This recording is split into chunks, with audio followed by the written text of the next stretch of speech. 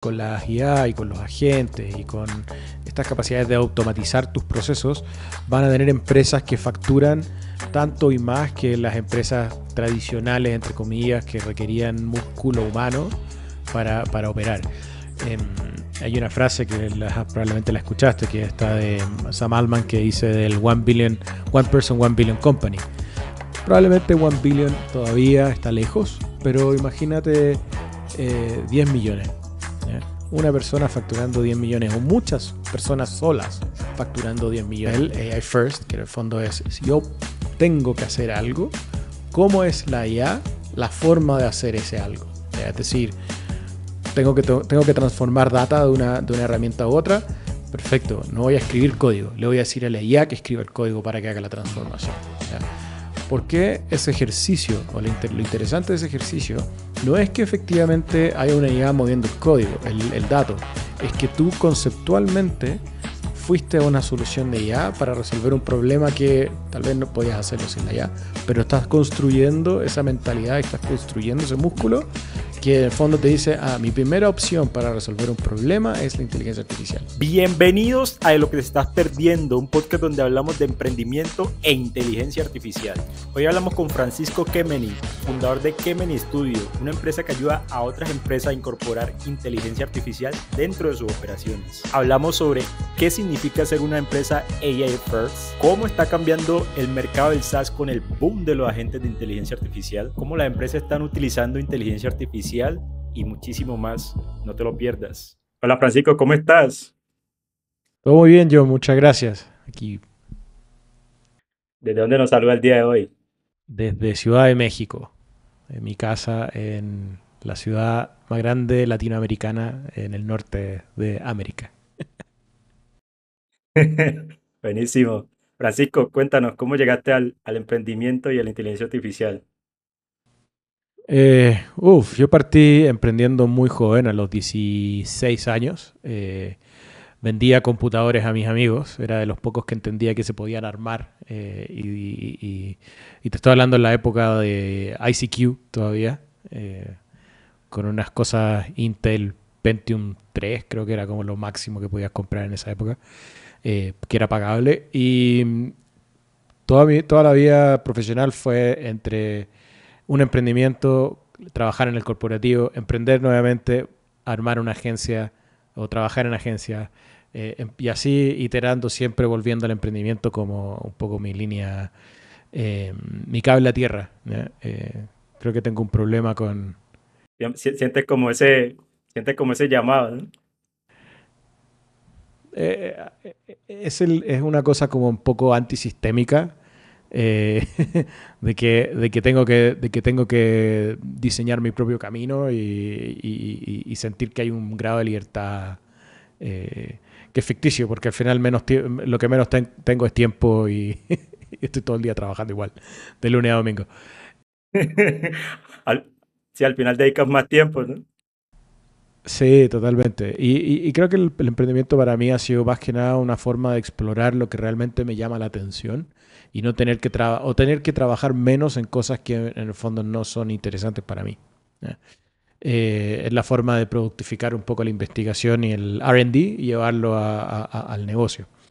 Tuve una agencia de marketing digital que partimos en el año 2011 en Chile. Fuimos bastante grandes en su minuto. Lamentablemente tuvimos que cerrar. Parte del negocio se perdió, otra parte se vendió. Y, y nada, hubo mucho aprendizaje en lo que significaba trabajar con grandes equipos. Éramos más de 120 personas que estaban en la operación.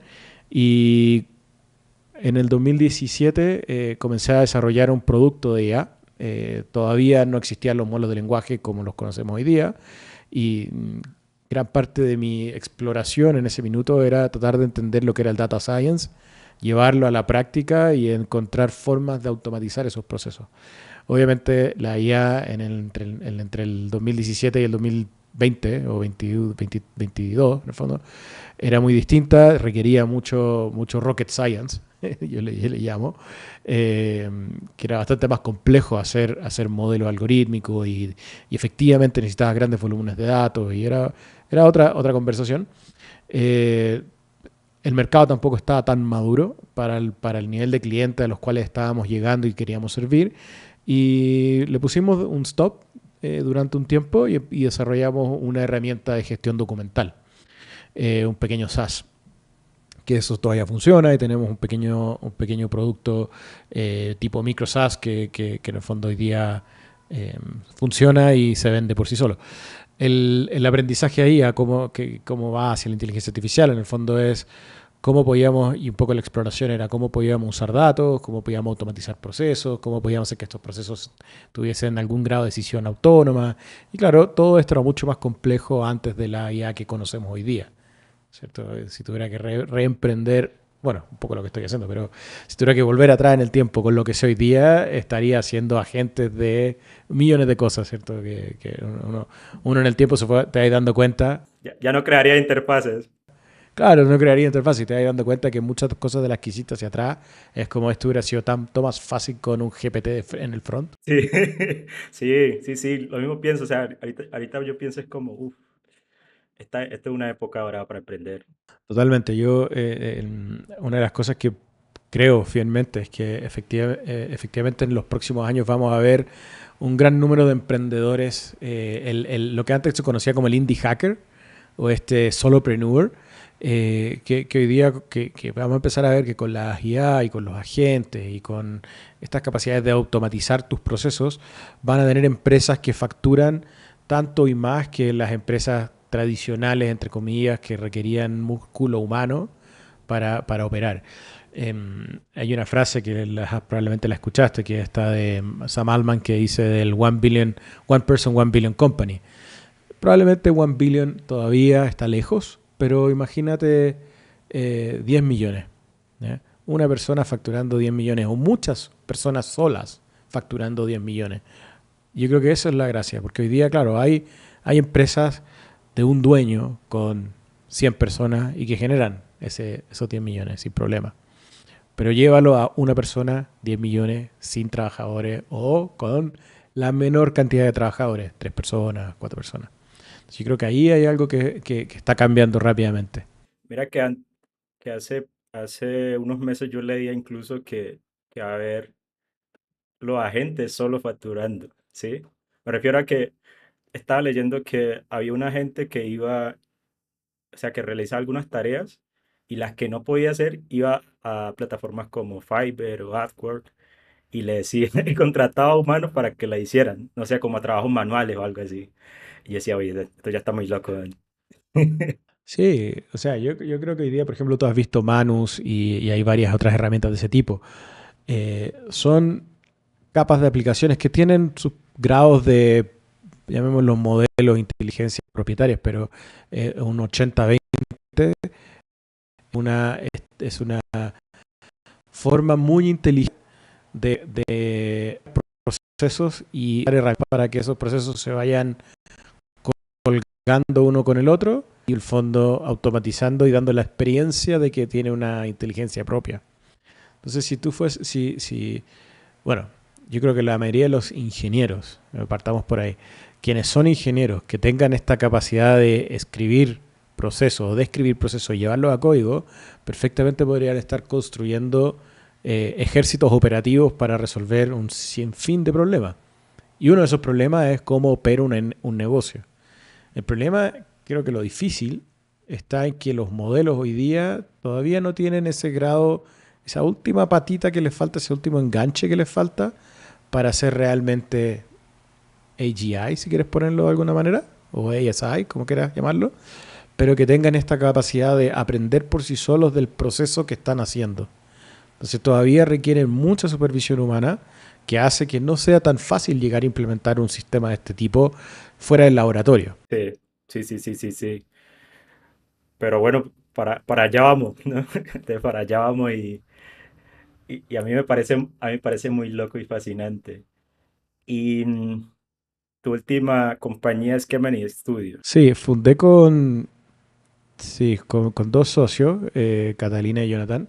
Fundamos Kiemen Studios, ellos eligieron el nombre, les parecía entretenido y dije, bueno, aprovechando un poco que a mí me gusta hacer contenido, entonces hemos trabajado harto como en el posicionamiento. No soy solo yo, hay tres personas más detrás.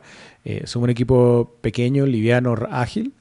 Me gustan esos keywords para no decir que somos pocos, sino que al contrario, es una decisión de ser pocos por lo mismo. Es como con un equipo liviano, ágil, técnicamente hábil, somos capaces de producir o ejecutar al nivel de un equipo, no sé, de 100, 200 personas. ¿Eh? Obviamente, la capita de allá debajo lo hace posible. Buenísimo. Y hablando sobre eso, en un post de LinkedIn, yo vi que comentabas que en Gemini Studio son una compañía AI First.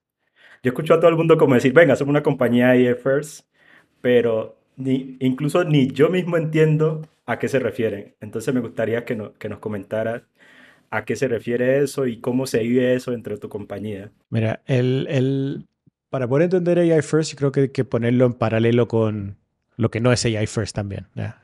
Lo que no es. Entonces, tú tienes como tres niveles de, llamémoslo, adopción de la inteligencia artificial.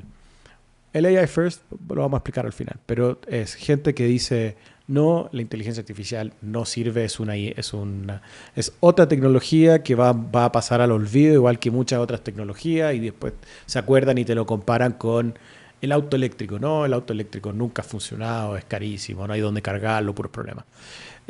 O te dicen, no, es como las criptos, puros scam, todo es mentira, hay un hype. ¿No? Ese es el lado donde el negacionismo, ¿cierto? No existe esto. Después está, llamemos los intermedios, que hay varias formas de decirlo, pero no solo AI first, sino que lo que tratan de ser es como inclusivos con la IA.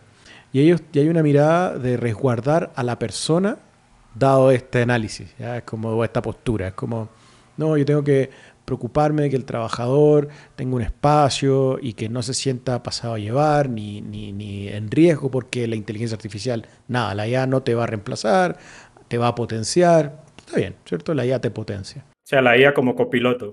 Como copiloto, exactamente. Pero después tienes al otro lado un poquito más a la vanguardia y más radicales también, digamos, el AI First, que en el fondo es, si yo tengo que hacer algo, ¿cómo es la IA la forma de hacer ese algo? Es decir, tengo que transformar data de una herramienta u otra. Perfecto, no voy a escribir código. Le voy a decir a la IA que escriba el código para que haga la transformación. ¿Ya?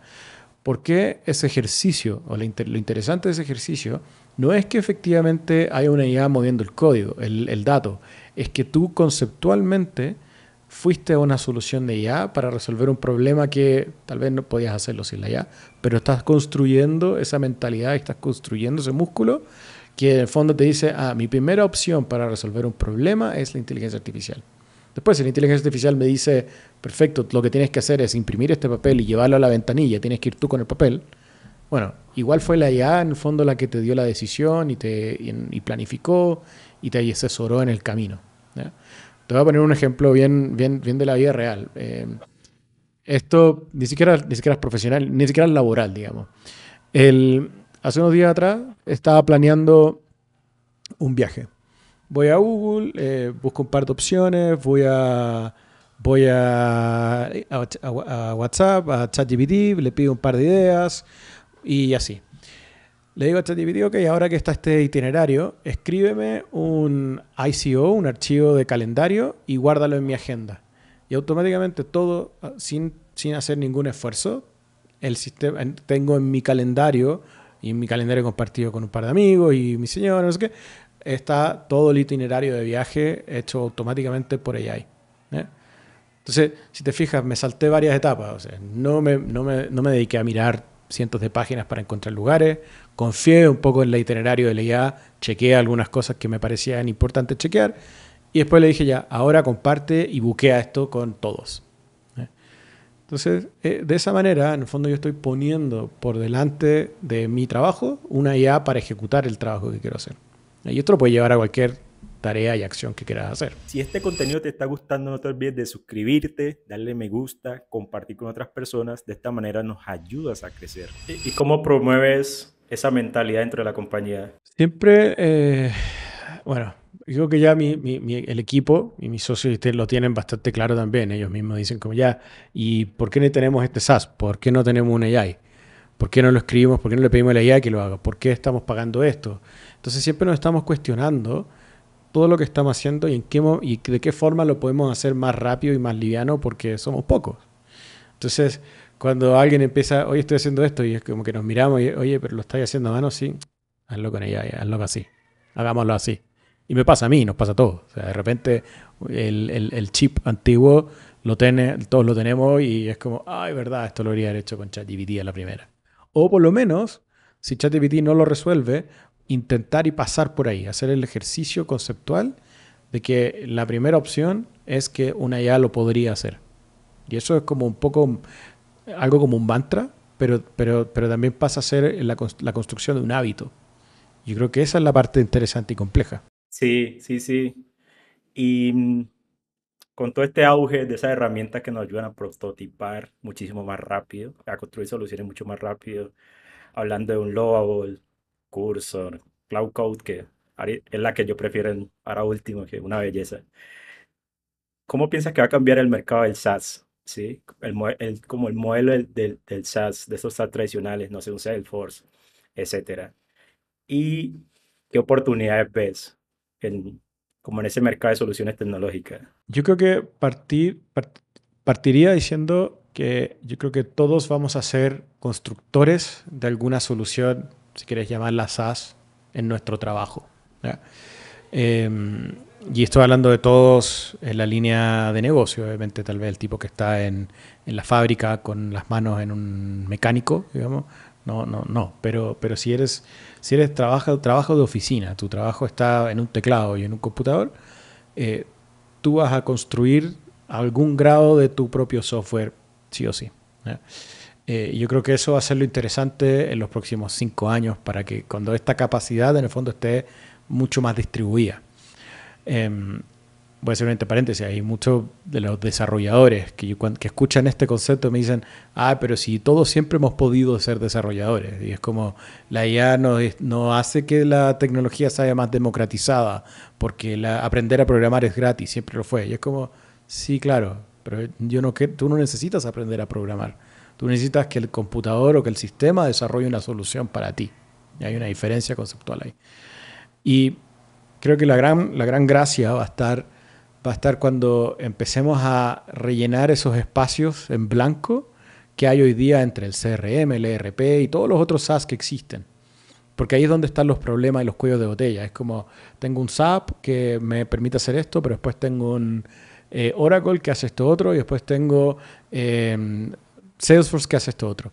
Y yo como persona estoy todo el día como robot copiando de una plataforma a otra porque no están conectadas entre ellas.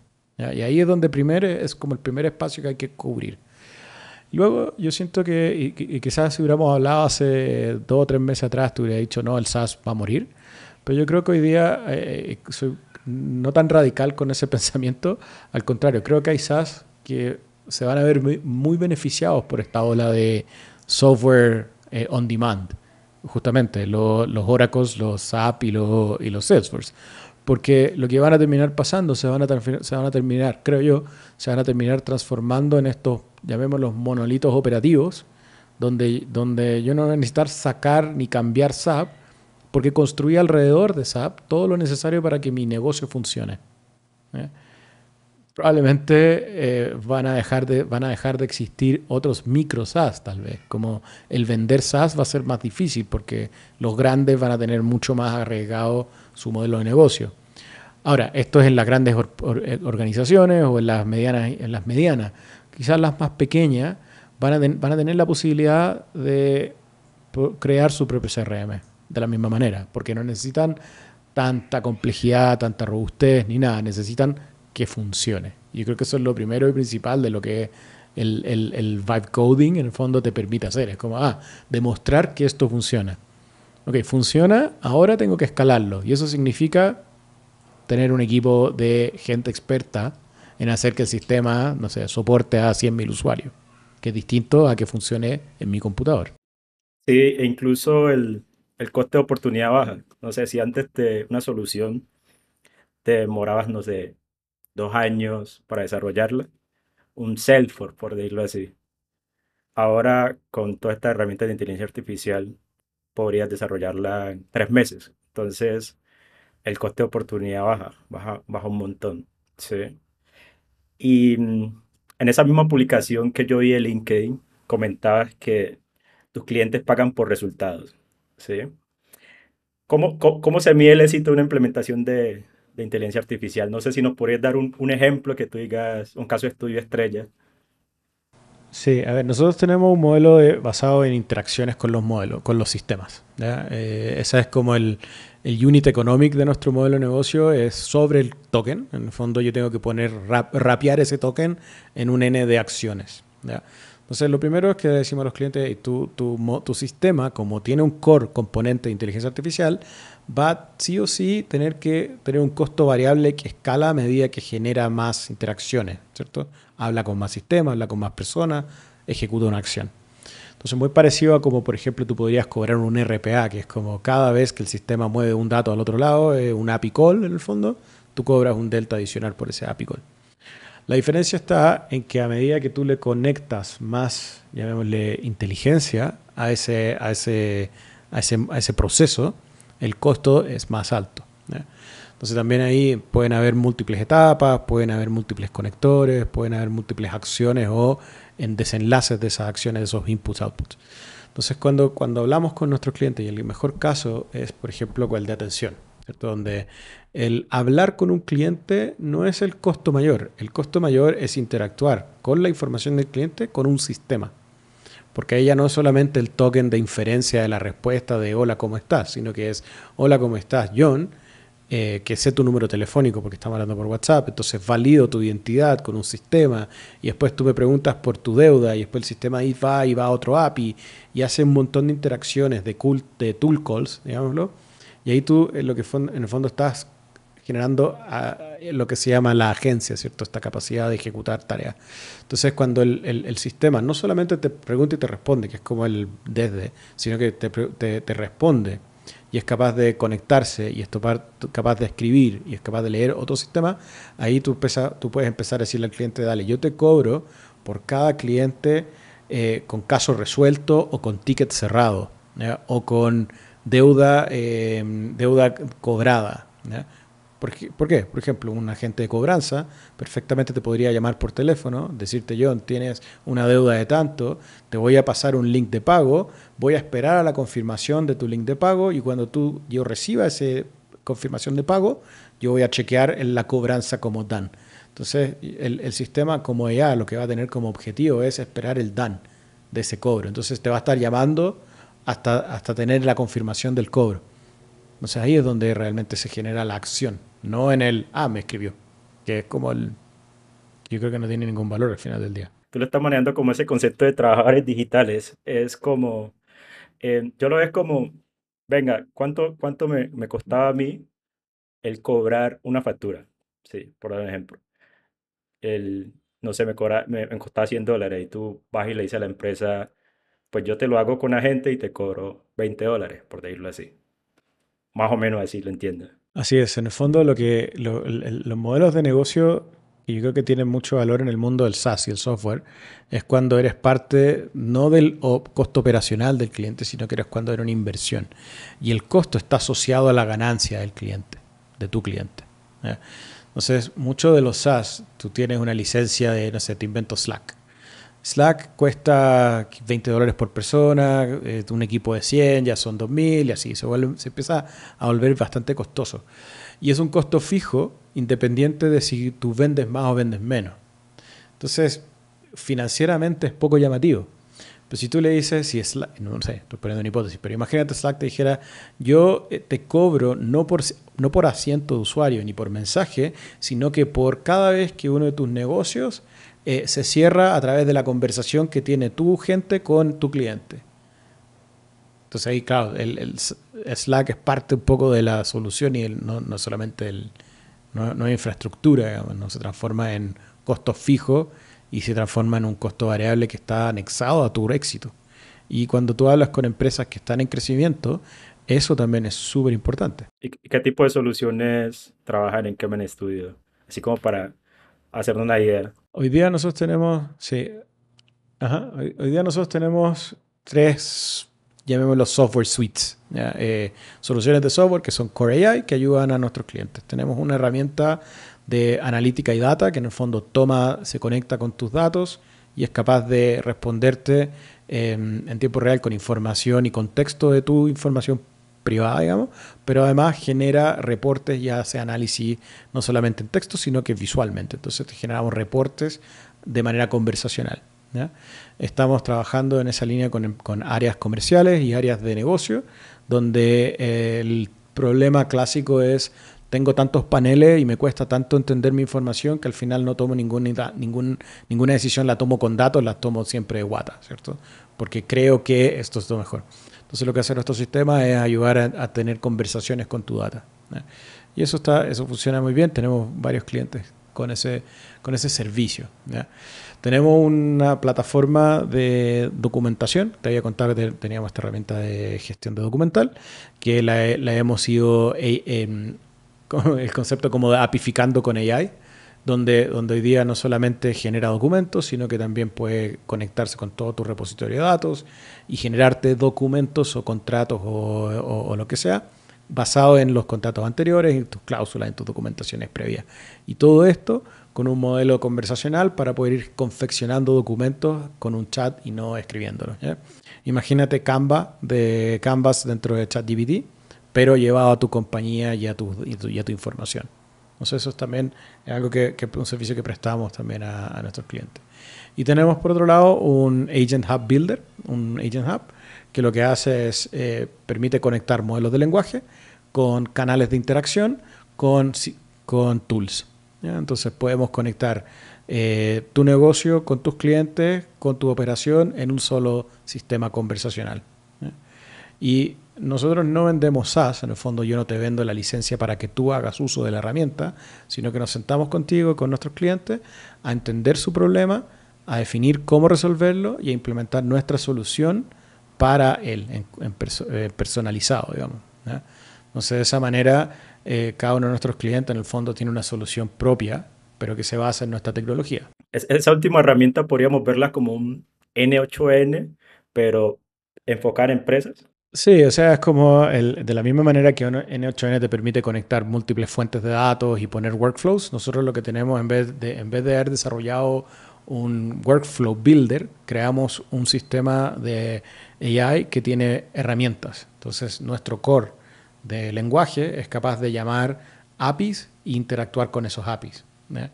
En vez de darle los triggers input-output que tiene un N8N, que en el fondo es cuando te llega este dato, tú haces este proceso y después déjalo en esta carpeta, que es lineal, ¿cierto?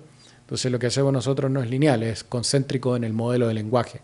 El modelo de lenguaje tiene acceso a herramientas y el modelo define cuándo tiene que usar una herramienta y cuándo tiene que usar otra. ¿Y cómo trabajan la privacidad de la información de sus clientes y cómo evitan problemas de vulnerabilidades como, no sé, prone injection o algo por el estilo? Bueno, tenemos un sistema también de validaciones y de testeo. Creamos basado obviamente en tecnología de open source y demás, una forma de hacer nuestras propias pruebas de seguridad. Hacemos prompt injection a nuestros mismos modelos, hacemos evaluación de calidad y tenemos varias métricas que están corriendo constantemente sobre las implementaciones de nuestros clientes. Entonces, por ejemplo, el caso del producto de datos de confección de documentos que te mencionó, tiene un componente de validación. Entonces, está constantemente chequeando que lo que responde el modelo es lo correcto basado en la información que tiene, ¿ya?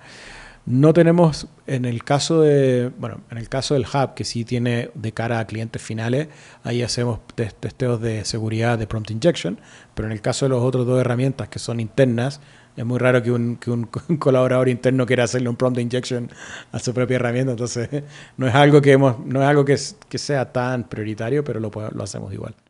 Y yo creo que la mayor preocupación de los clientes tiene que ver no tanto con que el modelo lea data, o sea, lea tus datos, porque entienden que si trabajas con un OpenAI, trabajas con un Azure, trabajas con un Google o con un Amazon, tus datos quedan por seguridad guardados en sus servidores 30 días y después son eliminados. Nunca son utilizados para entrenar el modelo. Ahora, esto es un voto de confianza, asumimos que no lo van a hacer, y si lo hicieran habría un escándalo bastante más grande que mis datos perdidos en OpenAI, ¿cierto? El, Creo que eso es súper importante y lo tratamos de explicar y se lo mostramos muy bien a los clientes, a nuestros partners. Y por otro lado, la gestión de la data sensible, yo trato y nosotros tratamos de que siempre quede en la cancha del cliente, de nuestros socios. Entonces, tú guarda tu base de datos, dame un acceso seguro a esa base de datos y deja que nuestra gente hable con tu sistema, con tu MCP, con tu API, con lo que quieras. Extraemos solo lo que necesitamos y usamos solo lo que necesitamos de manera temporal.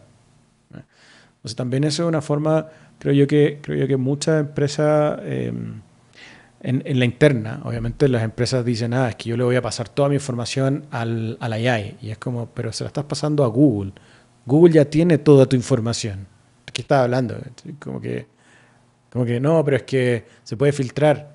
Sí, también podrían hackear a Google. Como que podrían pasar esas cosas. Pero no, pero si no, vámonos on-premise. Ah, sí, ya. Es que on-premise es mucho más costoso. Ah, bueno. Entonces, hay que balancear ahí control, seguridad.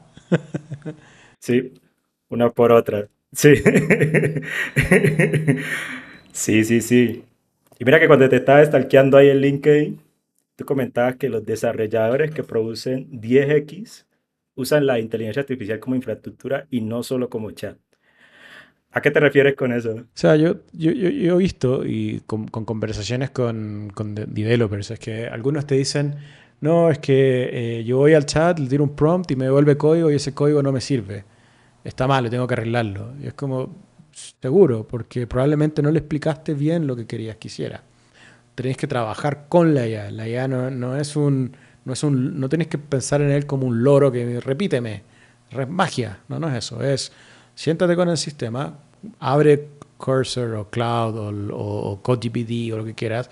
Tienes tu AI ahí y en el fondo tú estás trabajando con él en resolver el problema. Es un colaborador más. Entonces, cuando tú ya primero pasas esa brecha de es un esclavo a es un colaborador, y ahí cambia mucho la perspectiva. Y después cuando te das cuenta de que la IA puede estar en las etapas de tu proceso, te das cuenta de que ya vuelve a ser, se transforma en una cosa como que está está adentro de tu proceso, en la infraestructura. Entonces tienes cosas como no solamente generas código, sino que le dices que valide errores, le dices que esté conectado con actions dentro de GitHub, esté conectado con tu MCP, con tu base de datos, esté conectado con tu infraestructura y escribe ¿cómo se llama esto? El prompt as a service para infraestructura. Le dices, oye, levántame un servidor en no sé dónde. Y te genera el YAML para que tú lo cargues dentro de Azure y te levante automáticamente la infraestructura. Entonces, tú puedes empezar a trabajar con la IA más allá de solamente hazme un código de una función. Es genérame herramientas o conéctate con mi sistema, interactúa con ellos para que yo me pueda enfocar en orquestar. Y ahí empiezas a tener como super capacidades. Ya no es solamente genero código, genero líneas de código, es genero acciones. Y creo que ahí cambia la mentalidad de un buen developer que está usando ella y otro que está usándola como partiendo y preguntándose por qué esto no es exacto cuando le digo genera una página. Y es como eso es muy ambiguo. Tienes que ser mucho más específico. ¿Dónde la quieres? ¿Cómo la quieres? ¿En qué formato? ¿Cuáles son los niveles de seguridad? ¿Cómo se levanta? ¿Cómo se despliega? ¿Tiene redundancia o no tiene redundancia? Entonces todas esas cosas yo creo que tú puedes empezar a pedírselas a la IA y es súper interesante forzar, de nuevo, AI first, forzar tu cabeza a pensar en todas las cosas que tengo que hacer, cómo podría hacerlas con una IA primero. Y eso toca todo tu proceso de trabajo. Sí, mira que a mí me pasó que ahora hace pocos meses que inicié a utilizar Cloud Codes, porque yo venía escuchando Cloud Codes, pero yo decía como, "Pero está Cursor, pero la diferencia sí es abismal. Cloud Codes te permite como integrarte a todo el contexto de tu proyecto, de tu empresa, muchísimo más fácil y la versatilidad que te da hasta otro nivel. Yo decía, esto es una locura, man. Y tú que tienes como ese contacto continuo con empresas, ¿cómo ves que la están utilizando, no sé, las empresas que apenas están iniciando a adoptar inteligencia artificial y las otras que ya son heavy users, ¿no? Que ya están como en la punta, utilizando lo que está en la punta de como con la tecnología. Sí, yo creo, sí, o sea, yo veo como varias cosas pasando en distintos grados y niveles, obviamente. Tienes empresas que top-down le dicen a la organización, oye, tienes que empezar a usar IA, cómo estamos usando la IA, qué beneficios podemos sacar de la IA. Y ahí existe resistencia a gente que dice, esto es el directorio que vio en el periódico que había que hacer algo con AI, entonces nos están pidiendo hacer AI sin lógica ni sentido. Ahí hay un problema. ¿Ya? Y después tienes dentro de esos mismos equipos o en esa misma línea gente que dice, oh, mira, qué entretenido, quizás hay algo que yo puedo aprender acá y colaboro con este proceso de, llamémoslo, transformación o digitalización a través de la IA. ¿Ya? En esa línea yo creo que pasa el concepto del leapfrog, el salto, ¿ya? Donde tú pasas de estoy haciendo un proceso manual en papel a un proceso en AI y me salto el pedacito del SaaS. ¿Ya? O sea, ahí yo creo que está empezando a pasar ese leapfrog de las empresas que dicen soy papel y ahora soy AI y me salté el soy digital, ¿ya? Esa cosa que está entre medio. Y por otro lado, tienes organizaciones donde está la conciencia de que hay que usar inteligencia artificial y esa conciencia generalizada es tengo Copilot, tengo ChatGPT y uso algún tipo de Gemini dentro de Workspace. ¿Ya? Que está bien, pero eso es el equivalente a decir estoy mandando un correo. ¿Ya? Eso no me hace una empresa digitalizada de vanguardia, solo me hace estándar, ¿cierto? Es como el mínimo. Es como, sí, tengo mail, tengo una página web, uso ChatGPT. Check. Bien, ya, está bien. Eh, pero al otro lado, en esa misma línea, tienes las empresas donde efectivamente están haciendo cambios estructurales, están trayendo capacidades expertas, están refaccionando, refundacionando, digamos, sus procesos para que funcionen con AI. Y un poco yo lo decía en un artículo hace poco, es si tú al implementar inteligencia artificial en tu negocio no estás rompiendo cosas, las cosas dejan de funcionar, no estás implementando AI. Estás solamente usando la servilleta para tomar apuntes, ¿cierto? Estás en el fondo dándole a tu equipo ChatGPT. Te están haciendo el mismo trabajo que estaban haciendo antes, ahora con una AI al lado y la están usando con un poco de resistencia. Porque existe efectivamente el prejuicio de decir, lo hiciste con ChatGPT. Y es como que hiciste trampa. Cuando en verdad no estoy haciendo trampa. Estoy usando una herramienta que me ayuda a mi proceso de pensamiento y de crítico y cognitivo. Pero lo interesante empieza a suceder cuando empiezo a delegar esa responsabilidad de decisión o de acción en una AI y las cosas dejan de funcionar. Porque ahí es donde están cambiando. ¿Ya? Y hay que ser un poco adverso al riesgo, o hay que ser bastante adverso al riesgo, para poder efectivamente moverse en ese plano donde rompo cosas. Porque después, en el fondo, hay una IA que podría resolver el problema con menos capacidades humanas.